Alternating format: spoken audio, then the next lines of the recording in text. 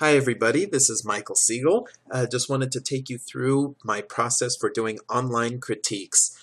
This is a painting that was sent in by a student. It's a 3-hour start of a portrait, which is a nice place to start a critique. If you guys send me a photo of a painting that you're working on, you can also send me the photo reference if you're doing something from a photo or if you managed to take a photo of the model while you were doing it from life. What I'll do is I'll take your painting through a couple of programs, Photoshop and Coral Painter. I'll make changes to the painting, draw on top of it, talk about brushstrokes and color and concept, head structure if it's a portrait. I'll do still life. I'll even do figure drawings if you want to send in those. And I'll just take them through these programs and really describe what I might do to improve the painting or just give some conceptual advice on how to take it further. So the first thing I'm going to do is just ghost down your painting, just starting with the eye sockets. Maybe I'll just get a little bit bigger with this pencil. Just get a sense of the skull underneath here real quick. And this is just using my knowledge of the head to give me a sense of what this might look like from the perspective that you're drawing. Nasal bone in here. We have the rim of the eye socket there. We have a corner here. That gets matched by the corner out here. Okay. Cheekbone is going back to where we can't see it under the hair. This is coming forward roughly to here. Same thing on the other side. This is just coming down to there. Get this coming in from that point. And the muzzle coming from underneath that, going around. Okay. We have the nasal bone going about halfway down the nose. It drops down into the eye socket, and generally the form comes out about here. Pardon my computer there for a moment. This should sit on the rounded form of the muzzle. And there's our nasal bone. This would all just be a hollow that gets filled in. We have our brow. This part of the eye socket just overlaps a little while this sneaks under it. Same with this side. This goes up. I'll exaggerate that so we can see it really well. We have a bit of a corner here. And all of this is underplane. Okay. So again, the corner is there. This is all underplane, and that is top plane over there. Okay, looking pretty good. Over here, because of the lighting, of course, we will have a corner out here on the muzzle, and all of this would be in shadow, which is fine. We can talk about the mouth a bit later, but I'll just sketch it in, coming down to where the chin would start and getting a little sense of the form of the chin in here. Okay, how about the skull? Just briefly, I don't have to do the whole cranium, but would come down like so, about to this level. Get the mastoid process there, and then somewhere under here would be our jaw coming down this way, and same thing on this side. Okay, so what do we have? We're dealing with a skull structure that looks something like this. And the tricky thing in portrait painting is to get the look of these hard bones and the corners, like there's a strong corner here, strong corner across here. The cheekbone has a very strong corner, as does this one. And to get the feeling of these hard masses, round muzzle, boxy chin, or round chin, depending on how your model looks. But anyway, trying to get that look underneath all the flesh. We will ghost this back down a bit so we can see our drawing. And what you have is pretty good. Let me bring this back up to snuff just for a second. What you have is pretty good. It could use a little more sense of the ball here. I mean, I can see where you're coming from. I see the lid wrapping around, but it's a little fuzzy and a little ambiguous. So let's try to get just a touch more impact to those eyes. And first in drawing, I just want to quickly say, here's our lid wrapping around the ball. You have to feel the ball as you're doing that. Okay, and here we have this portion of it, and it's wrapping around. Okay, what you have beneath that is the thickness of the eyelid, which makes it look like a belt that's wrapping around the eyeball. You really need to show that so that all this becomes a shadowed underplane. Okay, now here this wraps around the eyeball pretty snugly, but this line right here has to be nice and curved to show off the ball shape of the eyeball. You could say that maybe about this portion right here as well. Then here with the lower lid, we're wrapping around the ball. These are pretty squinty eyes. Maybe that's the way the model looked. And typically we have a tear duct going in here, which seems to be missing, but I'll just put it in anyway. And we have this shadow coming down here. Now the lower lid, just like the upper lid, has a thickness. Here we put the thickness as a darkness because it's a downward facing plane. But here, this one's upward facing, so we keep it lit up. And really it's this stuff down here to the rest of the bottom of the eye socket that tends to be just a little darker. You might even have shadow on this side because we're talking about light coming from the left. So this might be in shadow like so.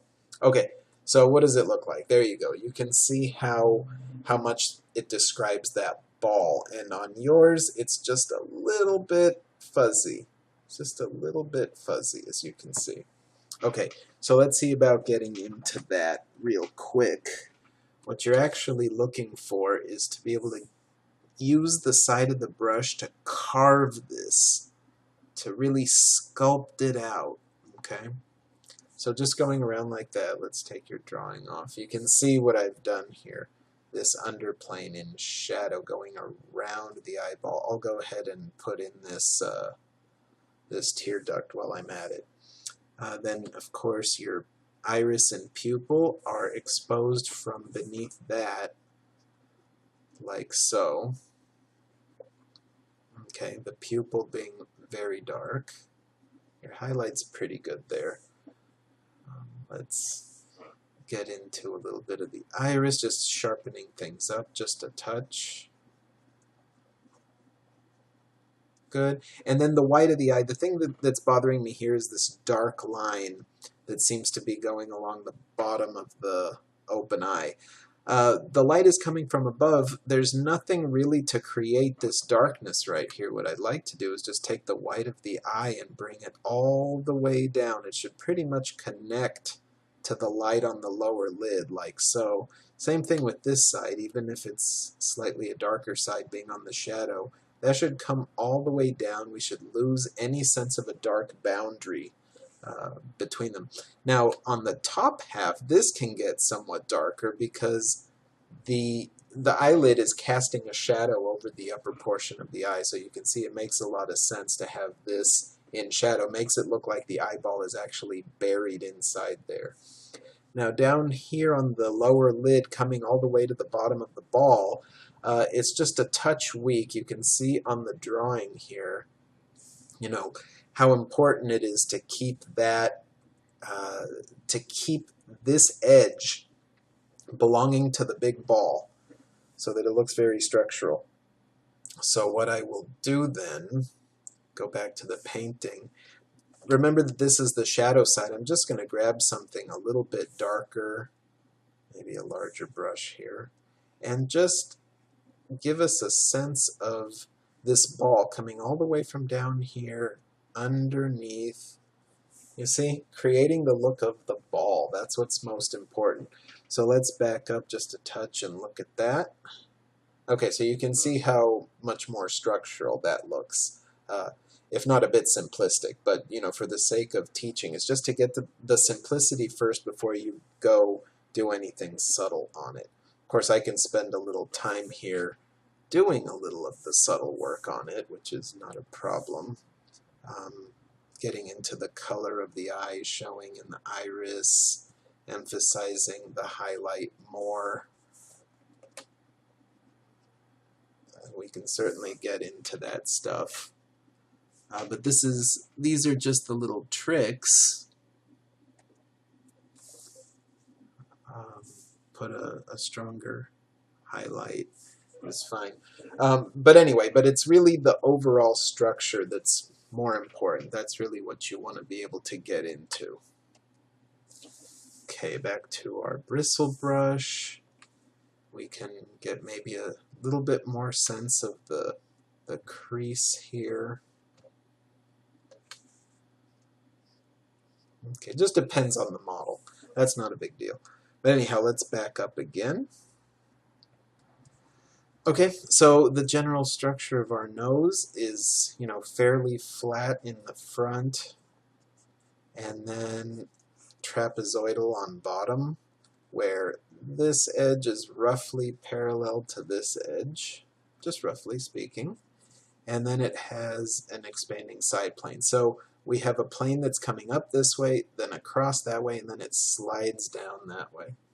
And this is the general structure of the nose. Of course, because of the lighting, we're talking about shadow on this side, and in general, shadow on the underplane. Okay, this is all in shadow. So how do we get more of a structural look to that in the painting? By the way, the bone only goes to here, and then it pinches in for the cartilage.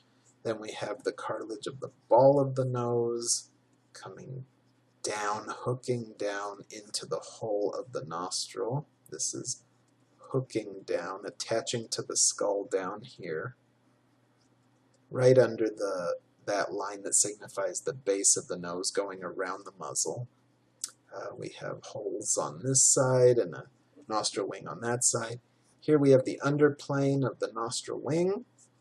We have a side plane and a front plane.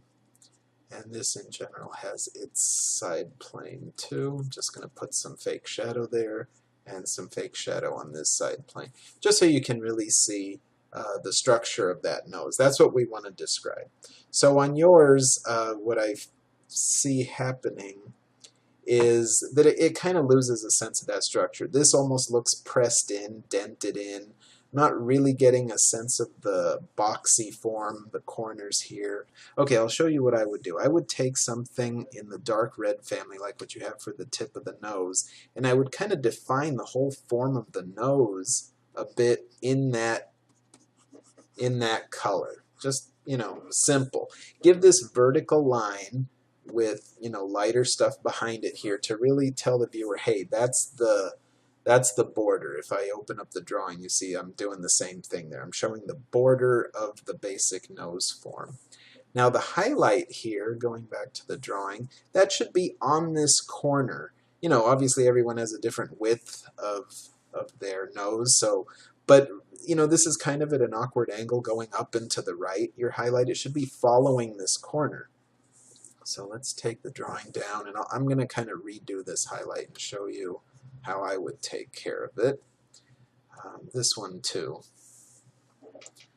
Let me grab something smaller, finer. See, I would go for the corner, which would be something like here, and I would really use that corner. Even on the bone here, I could pick it up again, just to give the viewer a sense of that line that comes all the way down here. Okay, and you can trickle this up and out, which is fine. I mean, it depends how shiny the nose is and how much gesture you want to give it, how long you decide to do that highlight. And that's a personal choice. So anyway, you could, do something subtler like this. That's fine. Now over here, I would probably emphasize just a bit, some of the redder accent of this. Even as you come down here, like you did on the tip of the nose, you can get more color.